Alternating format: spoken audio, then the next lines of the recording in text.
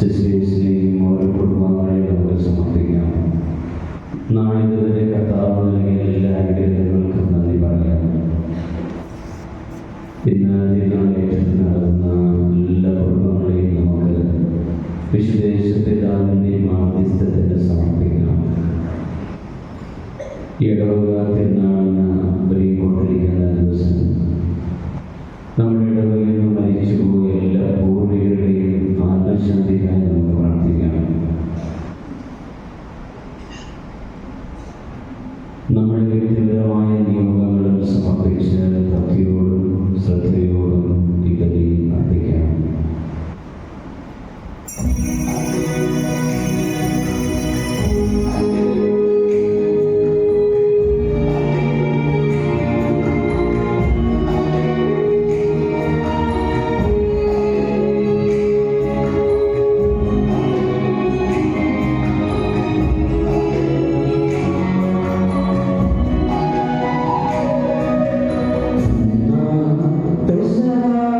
തിരുനാളിൽ കർത്താവ്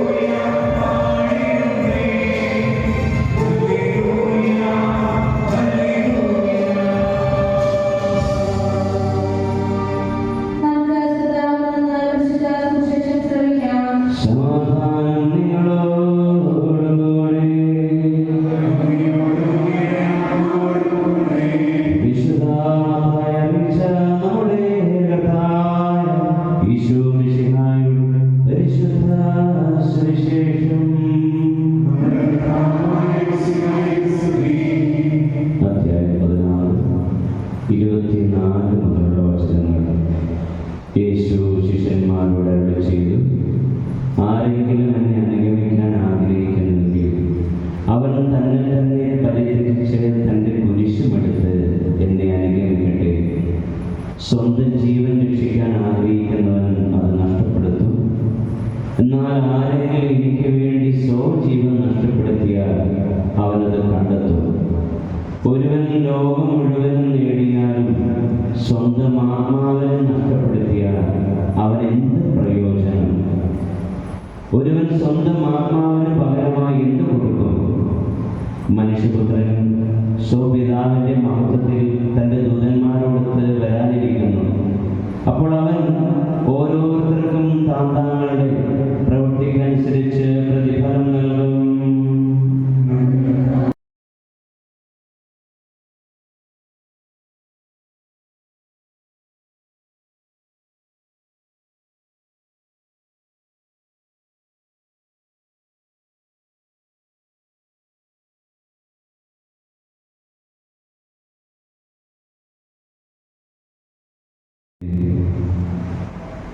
ബഹുമാനപ്പെട്ട സിസ്റ്റേഴ്സ്, പ്രിയ മാതാപിതാക്കളെ, സഹോദരി സഹോദരന്മാരെ, കുഞ്ഞുമക്കളെ,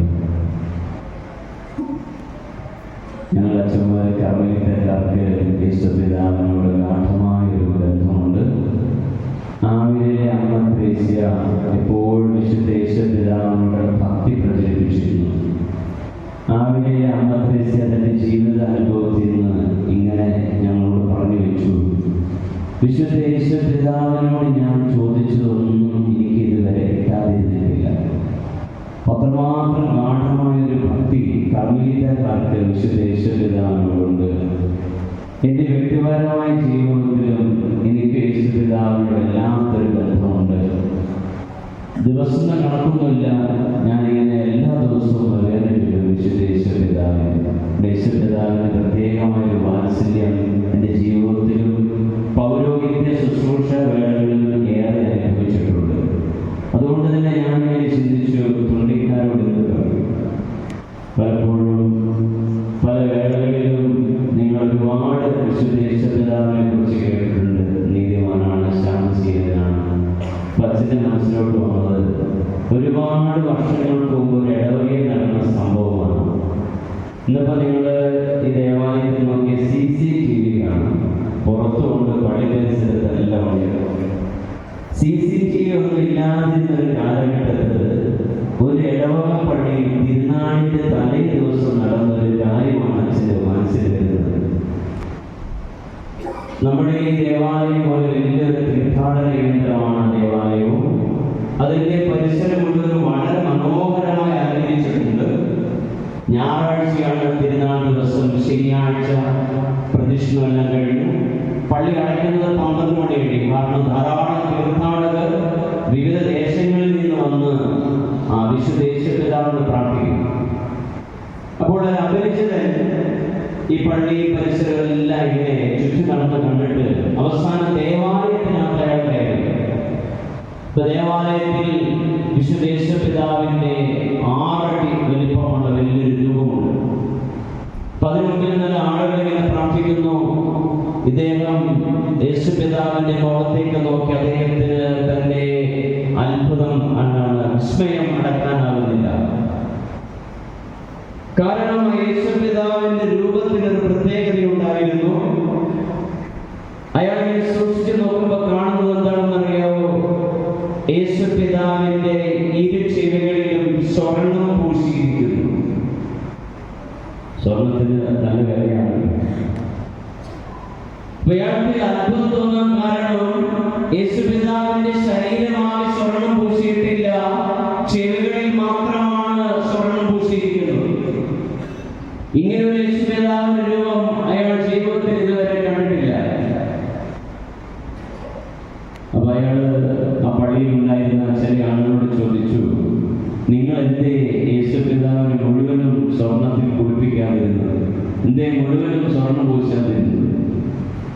ചെവിയിൽ മാത്രം എന്തിനാണ് ഇങ്ങനെ സ്വർണം പൂശി വെച്ചിരിക്കുന്നത്? സ്വർണ്ണ ചെയ്യും. അപ്പോൾ ആ പള്ളിയിലെ ഭക്തരായ ആളുകൾ പറഞ്ഞു, മിസ്റ്റർ, താങ്കൾക്ക് അറിയൂ, ഞങ്ങൾ ഈ രൂപത്തിന്റെ മുമ്പിൽ നിന്ന് വിശുദ്ധ യേശുപിതാവിന്റെ മാധ്യസ്ഥം വഴി യാചിച്ചതൊന്നും ഞങ്ങൾക്ക് ഇതുവരെ ലഭിക്കാതിരുന്നിട്ടില്ല. അതിന്റെ നന്ദി സൂചകമായിട്ടാണ് ഇരു ചെവികളിലും സ്വർണം പൂശിയിരിക്കുന്നത്.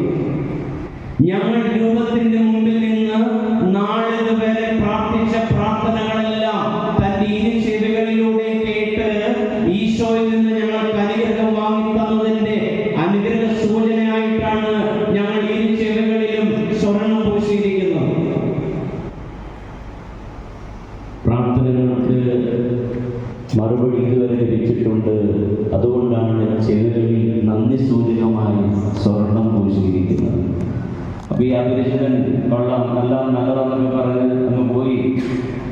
രാത്രി 12 മണിക്ക് കൈകാരന്മാരൊക്കെ വന്ന് പള്ളിയിൽ കിടച്ചു. പിറ്റേ ദിവസം രാവിലെ 7 മണിയോടുകൂടി പള്ളി തുറന്ന് യേശുപിതാവിനെ തീർത്ഥാടകർ ഒരുപാട് സ്ഥലങ്ങളിൽ ആളുകൾ എത്തിക്കഴിഞ്ഞിരിക്കുന്നു. പള്ളി തുറന്നു, കപ്പേര് അകത്തേക്ക് പോയി. പെട്ടെന്ന് പള്ളിക്കകത്ത് നിന്ന് ഒരു വലിയ അലർച്ച കേൾക്കുകയാണ്. ഇങ്ങനെ ഭക്തജനങ്ങൾ വാവിട്ട് കരയുകയാണ് ദേവാലയത്തിനകത്ത്. വികാരിച്ചനെ അറിയിക്കുന്നു. വികാരിച്ചൻ മണിയടിക്കാൻ പറയുന്നു. ആളുകളെല്ലാം ഓടിക്കൂടി. വികാരിച്ചൻ കൊച്ചനൊക്കെ വന്നു. വലിയ പള്ളിയാണ്, ഒരു 3000-ഓളം ഇടവാങ്ങളുള്ള പള്ളിയാണ്. വന്ന് നോക്കുമ്പോ കാണുന്നത് എന്താണെന്നറിയാവോ? യേശുപിതാവിന്റെ സ്വർണം പൂശി ഇരു ചെവികളും ആരോ അറുത്തുകൊണ്ട് പോയിരിക്കുന്നു. 2 ചെവികളും മോഷ്ടിക്കപ്പെട്ടിരിക്കുകയാണ്. ചെവിയില്ലാത്ത യേശുപിതാവ് തിരുനാൾ ദിവസമാണ്. എന്ത് ചെയ്യും? 8:30 പിതാവിന്റെ കുർബാനയാണ്. ചെവിയില്ലാത്ത യേശുപിതാവിന്റെ രൂപം. പെട്ടെന്ന് വികാരിച്ചൻ പൊതുയോഗം വിളിച്ചുകൂട്ടി. ആളുകളെല്ലാം ഇരിക്കുകയാണ്. അവസാനം 2 ഗ്രൂപ്പായിട്ട് മാറി. ചിലർ പറഞ്ഞ് ഈ രൂപം വെച്ച് യേശുപിതാവിന്റെ തിരുനാൾ നമ്മൾ ആഘോഷിക്കണം, തിരുനാൾ മുടങ്ങും. വേറെ ചിലർ പറഞ്ഞു ഇടവകയുടെ ചരിത്രത്തിൽ ഇതുവരെ യേശുപിതാവിന്റെ രൂപം എഴുന്നള്ളിക്കാതെ തിരുനാൾ നടന്നിട്ടില്ല. അതുകൊണ്ട് ചെവിയില്ലാത്ത രൂപം മറ്റു മതസ്ഥരിടയിലോട്ട് കൊണ്ടുപോകാൻ പറ്റില്ല. അതുകൊണ്ട് തിരുനാൾ ഇപ്പോൾ വേണ്ട.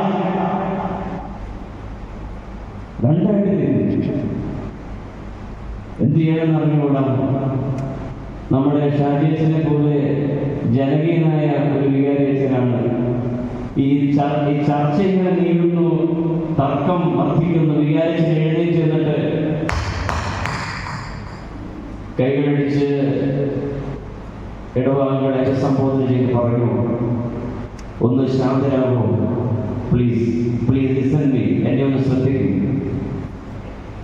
പ്രായോപക്യതയുള്ള വികാരിയച്ചൻ ജനത്തോട് ഇങ്ങനെ പറഞ്ഞു, എന്റെ പ്രിയ ഇടവകാംഗങ്ങളെ, കഴിഞ്ഞ നാടുകളിൽ ഈ നിമിഷം വരെ നിങ്ങൾ യേശുപിതാവിന്റെ ചെവികളിലാണ് നോക്കിയത്. എന്നാൽ ഞാൻ ഇന്ന് ഈ തിരുനാൾ ദിവസം നിങ്ങളോട് പറയും, ഇന്ന് നിങ്ങൾ യേശുപിതാവിന്റെ ചുണ്ടുകളിലേക്ക് നോക്കണം. കഴിഞ്ഞ നാളുകളിൽ നിങ്ങൾ യേശുപിതാവിന്റെ ചെവികളിലേക്കാണ് നോക്കിയത്.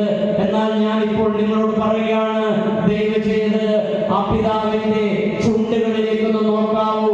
ആ പിതാവിന് എന്തോ നിങ്ങളോട് പറയാനുണ്ട്.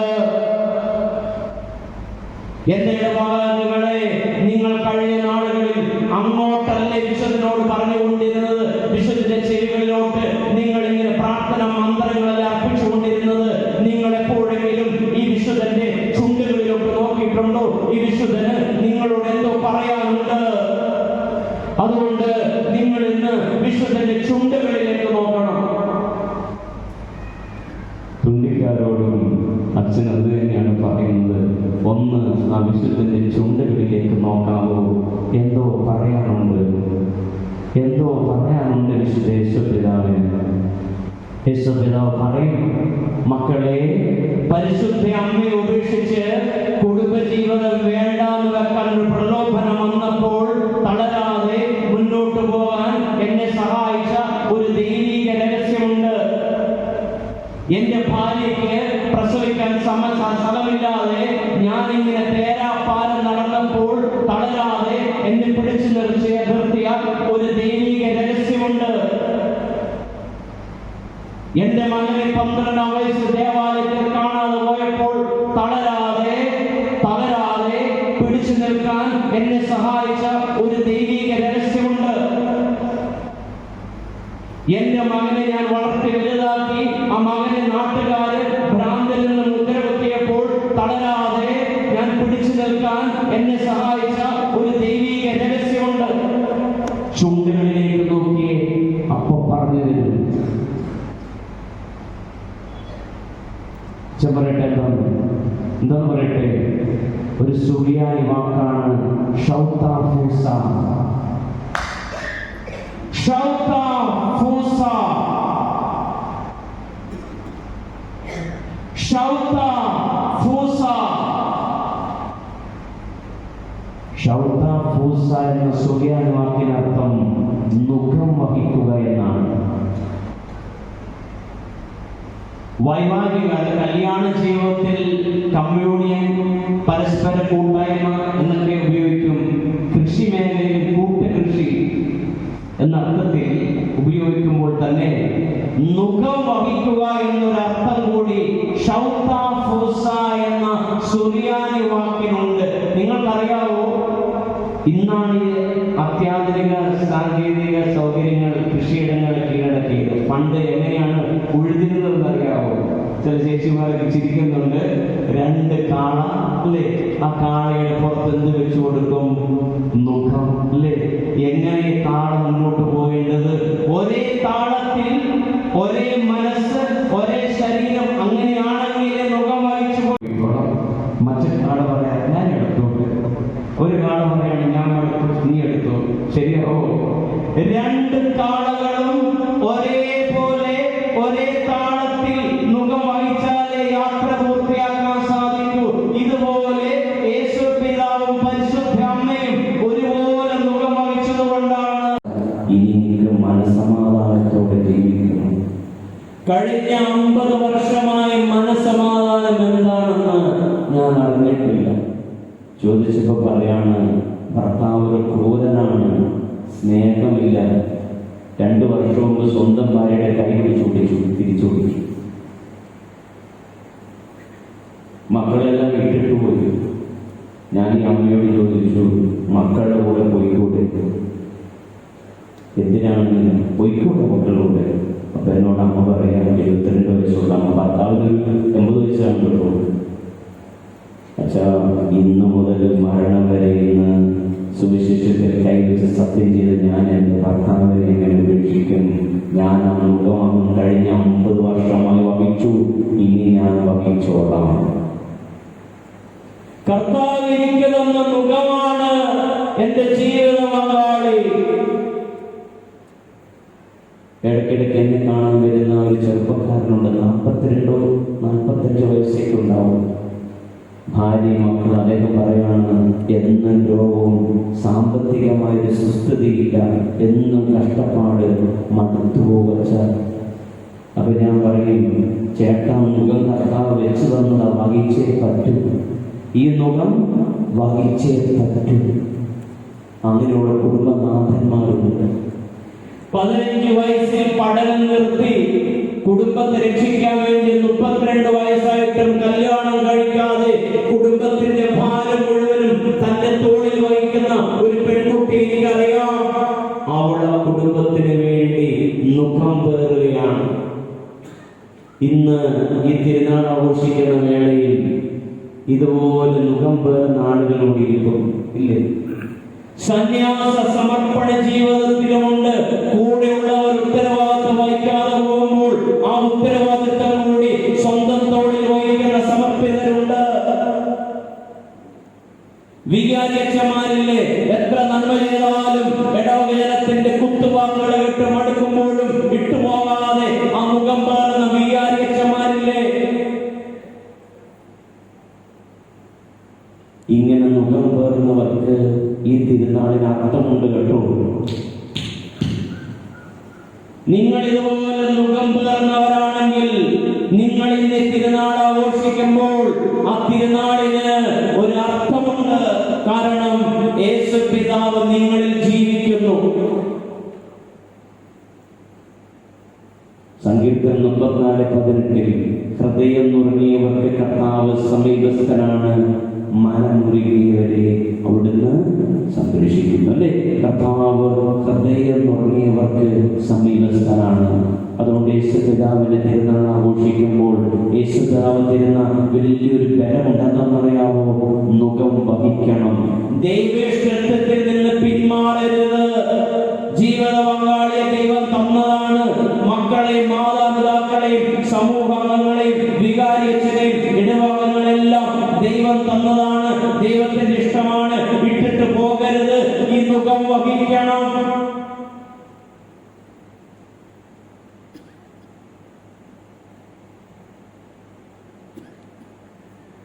അച്ഛൻ്റെ ജീവിതത്തിൽ മറക്കാൻ പറ്റാത്ത ഒരു ഇടവക ധ്യാനം അതിരമ്പുഴ ധ്യാനമാണ്. കഴിഞ്ഞ വർഷം ഈസ്റ്ററിനോടനുബന്ധിച്ച് 3000 ഇടവകങ്ങളുള്ള വലിയ പള്ളി, നമ്മുടെ ഈ പള്ളിയെക്കാളും ഇരട്ടി വരും വലിയ പള്ളി. നിങ്ങൾ ആലോചിച്ച് 3000 വീട്ടുകാർ, ഒരു വീട്ടിൽ നിന്ന് 3 പേര് വെച്ചാൽ മതി. 10000 കണക്കിന് ആൾക്കാരിരിക്കുന്ന ആ ഒരു ഇടവക ധ്യാനമാണ് മനസ്സിൽ മായമാക്കി നിൽക്കുന്നത്. അതിരമ്പുഴ ദേവാലയത്തിൽ വിശുദ്ധ സെബസ്ത്യാനോസിന്റെ രൂപമുണ്ട്. കണ്ടിട്ടുണ്ടോ?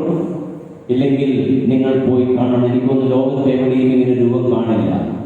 നമ്മുടെ കണ്ട് പരിചയിച്ചിട്ടുള്ള സെബസ്ത്യാനോസിന്റെ രൂപങ്ങൾക്കെല്ലാം എന്തുണ്ട്? അമ്പുകളുണ്ട്. അവിടെ വെള്ളിയാഴ്ച മാത്രമേ രൂപക്കൂട്ട് തുറക്കുള്ളൂ കേട്ടോ. വട്ടാരിയുടെ 2 വശങ്ങളിൽ മാതാവിന്റെ പള്ളിയാണ്. സെബസ്ത്യാനോസിനോട് വലിയൊരു ഗാഠമായ ഒരു ബന്ധം ഭക്തിയും ആ ദേവാലയത്തിലുണ്ട്. അൾത്താരയുടെ പ്രധാന ഭാഗത്ത് വെള്ളിയാഴ്ചകളിൽ മാത്രമേ രൂപക്കൂട് തുറക്കൂ. ആ രൂപം വളരെ വിസ്മയവഹമാണ്. കുഞ്ഞ് സെബസ്ത്യാനോസ്, വളരെ നിഷ്കളങ്കതയുള്ള ഒരു സെബസ്ത്യാനോസ്. അമ്പുകളില്ലാത്ത സെബസ്ത്യാനോസ്. നമ്മൾ കണ്ടിട്ടുള്ള സെബസ്ത്യാനോസിനല്ല അമ്പുകളും. എന്താണെന്നറിയാം അമ്പുകളില്ലാത്തത്? നിങ്ങൾക്കറിയാം, നമ്മൾ പഠിച്ചിട്ടുണ്ട്.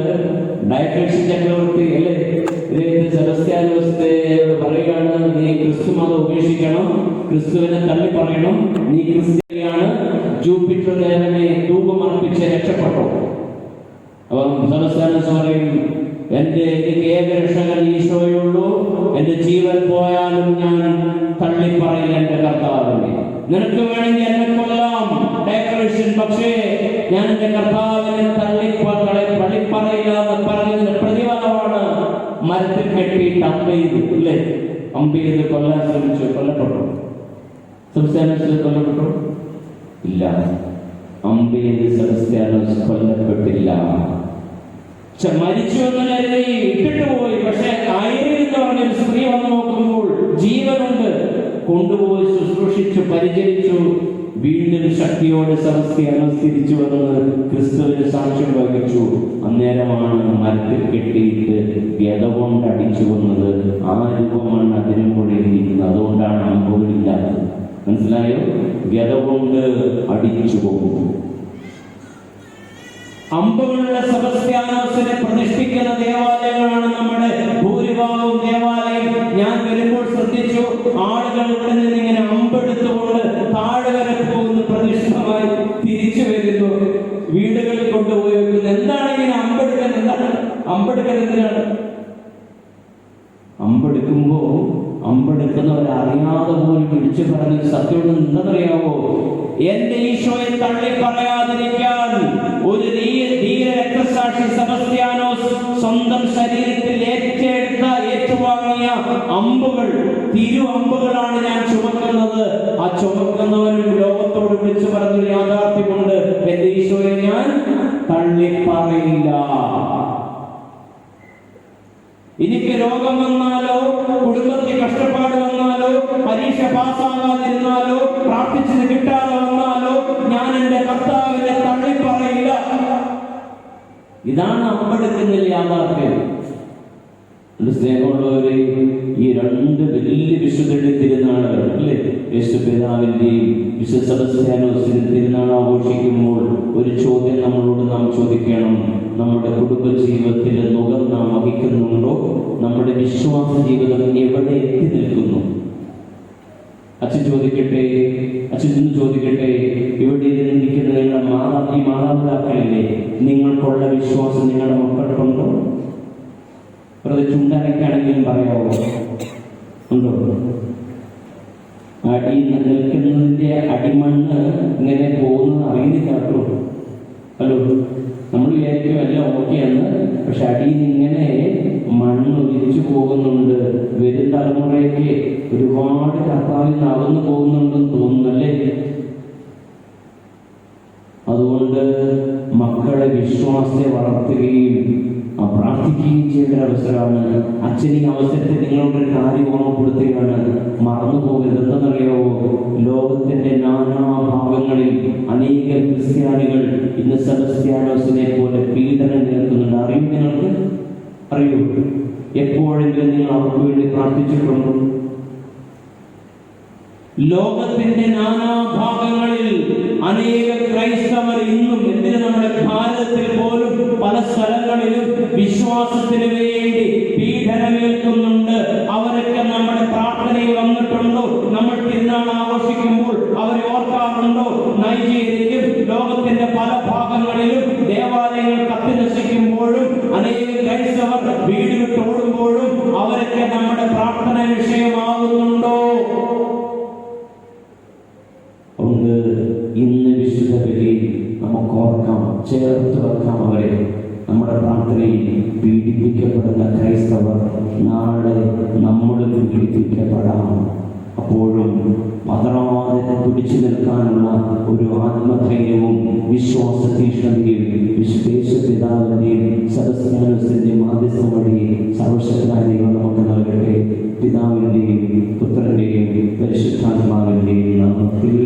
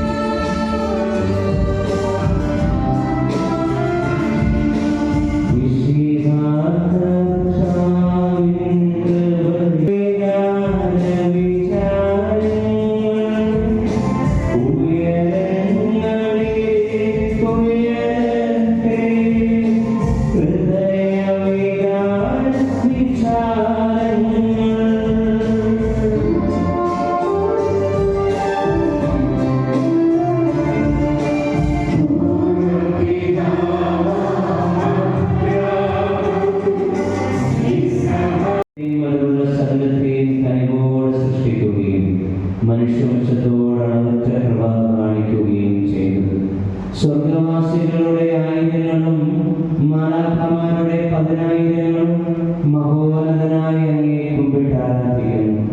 അഗ്നിമയന്മാരും മരുഭൂമികളുമായ സ്വർഗീയ സൈന്യങ്ങൾ അങ്ങയുടെ നാമം പ്രകീർത്തിക്കുന്നു. പരിശുദ്ധരും അരൂപികളുമായ ക്രോവ്യന്മാരോടും സ്രാപ്യന്മാരോടും ചേർന്ന് നാഥനായ അങ്ങേക്ക് അവർ ആരാധന സമർപ്പിക്കുന്നു.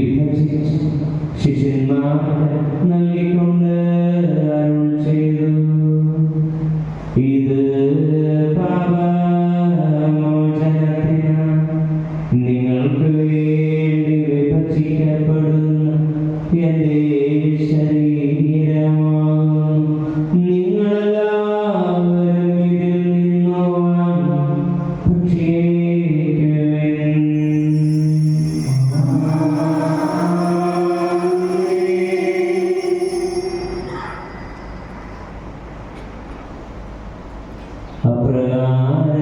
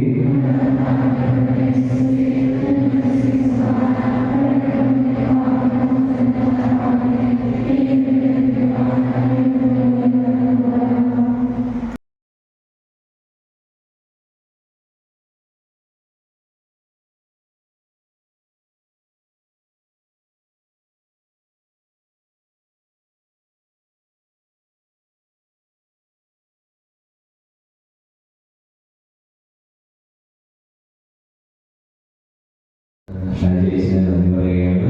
ഞങ്ങൾ ഒരുപാട് നന്നായിട്ടുള്ള പരിചയമാണ്. ഞാനിപ്പോൾ 10 വർഷമായി സെമിനാറിനായി പോകുന്നവരുടെ പരിചയമാണ്. അവരുടെ കൂടി വരുന്നു. പ്രത്യേകിച്ച് നമ്മുടെ ഇടവകയിൽ ശേഷം കുറച്ചുകൂടി ആഴപ്പെട്ടു. എൻ്റെ ഒരു ജ്യേഷ്ഠ ജ്യേഷ്ഠതയാണ്. വളരെ ഒരുപാട് ഞാൻ പ്രോത്സാഹിപ്പിക്കുന്ന അച്ഛനാണ്. പ്രത്യേകിച്ച് ഇടവക കാര്യത്തിൽ ഒരിക്കലും മാറ്റി നിർത്താതെ ഇടവക കാര്യങ്ങളിൽ ഞങ്ങൾ സജീവമായി പങ്കാളിത്തച്ഛൻ ഉറപ്പുവരുത്താറുണ്ട്. പലപ്പോഴും ആശ്രമത്തിൽ വരികയും ഊഷ്മളമായ ബന്ധം അച്ഛൻ നിലനിർത്തുകയും ചെയ്യുന്നു. അച്ഛൻ്റെ മനഃശാസ്ത്രജ്ഞനാണെന്ന് എനിക്കറിയാമല്ലോ. അപ്പം അങ്ങനെയുള്ള സമീപനമാണ് അച്ഛൻ്റേത്. അങ്ങനെ ചുരുങ്ങിയ കാലം കൊണ്ട് തന്നെ ഒരുപാട് ജനകീയനാണ്. അച്ഛൻ പണ്ടേ ജനകീയനാണ്. എങ്കിലും നമ്മുടെ എല്ലാ ഹൃദയത്തിൽ ഇടം അച്ഛൻ നേടിയിട്ടുണ്ട്. അപ്പോൾ അതുകൊണ്ടൊന്നും നല്ല അച്ഛൻ്റെ ആ ഒരു വ്യക്തി വൈഭവം തന്നെയാണ്. പക്വതയായ പെരുമാറ്റവും. അപ്പോൾ അതുകൊണ്ട് പ്രത്യേകിച്ച് ഒരുപാട് അനുഭവങ്ങളുണ്ട്. അച്ഛൻ സെമിനാർ ഡയറക്ടറായി, കോളേജ് അഡ്മിനിസ്ട്രേറ്ററായിട്ടും ഒക്കെ. അപ്പോൾ അച്ഛന് നന്ദി പറയുകയാണ്. അച്ഛൻ്റെ സേവനം ഒരുപാട് നമ്മുടെ ഇടവകയിൽ കിട്ടിയ എന്ന് പ്രാർത്ഥിക്കാൻ ആശംസിക്കുകയും ചെയ്യുന്നു. അതോടൊപ്പം കോളേജിലും സെമിനാർസിലും എന്ന് പറയുന്നു. അഞ്ചുമാരുടെ സ്ഥലത്താണെങ്കിലും പലപ്പോഴും കോളേജിലൊക്കെ സംസാരിക്കാൻ പ്രാർത്ഥിക്കാനൊക്കെ വരാറുണ്ട്. അച്ഛൻ്റെ പുതിയ സെമിനാർസിനെ അറിയുകയുള്ളൂ. നന്ദി പറയുന്നു. നിങ്ങളെല്ലാവർക്കും നന്ദി പറയുന്നു. നമുക്കറിയാം ആശ്രമ ദേവാലയവും ഇടവകയുമായിട്ട് എല്ലാവർക്കും ആത്മബന്ധമുണ്ട്. ഇവിടുത്തെ സ്ഥലമാണ് ആശ്രമം ഉപയോഗിക്കുന്നത്. പണ്ടേ മുതലൊരു ബന്ധമാണ്. നിങ്ങളെല്ലാവരും ഇവിടെ വരികയും പ്രാർത്ഥിക്കുകയും ചെയ്യാറുണ്ട്. നിങ്ങളെല്ലാവർക്കും വേണ്ടി ഞങ്ങൾ പ്രാർത്ഥിക്കാറുണ്ട്. ഞങ്ങൾക്ക് വേണ്ടി നിങ്ങൾ പ്രാർത്ഥിക്കാമെന്ന് യാചനയോട് ഒരിക്കൽ കൂടി ഈ ആഴ്ച എല്ലാവർക്കും കമ്മിറ്റികളുടെ ഒരുപാട് പേരുടെ പേരിൽ അവരെല്ലാം നന്ദിയോട് ഓർക്കുന്നു. നന്ദി പറയുന്നു.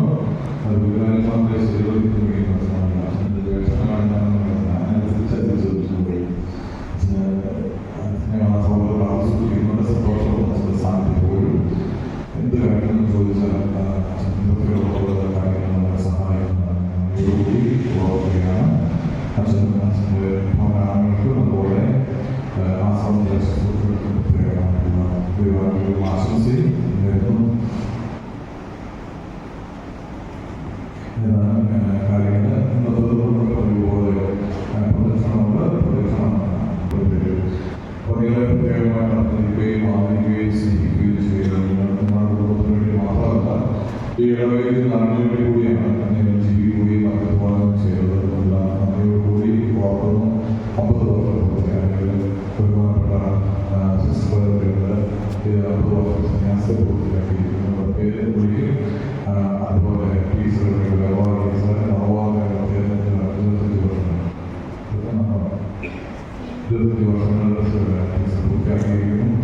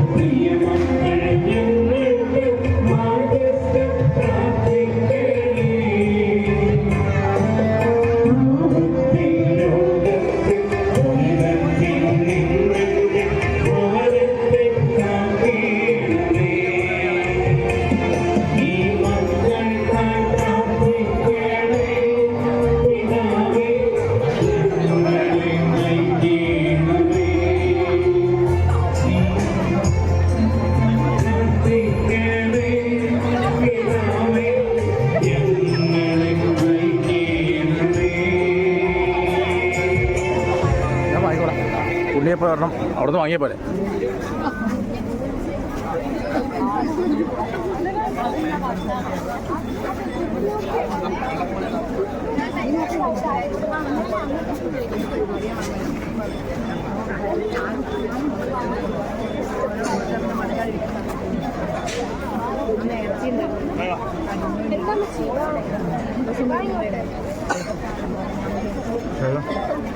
കഴിഞ്ഞ് പോവാ അല്ല, നീ അത് കഴിഞ്ഞിട്ട് എനിക്ക് അവിടെ വേറെ ഒരു പരിപാടിയുണ്ട്. ശ്രീചേമ്പറിൻ്റെ മറ്റേ മുരിങ്ങോട് ലീജൻ്റെ കുടുംബ പരിപാടി 6 മണിക്ക് എത്താൻ പറഞ്ഞല്ലോ.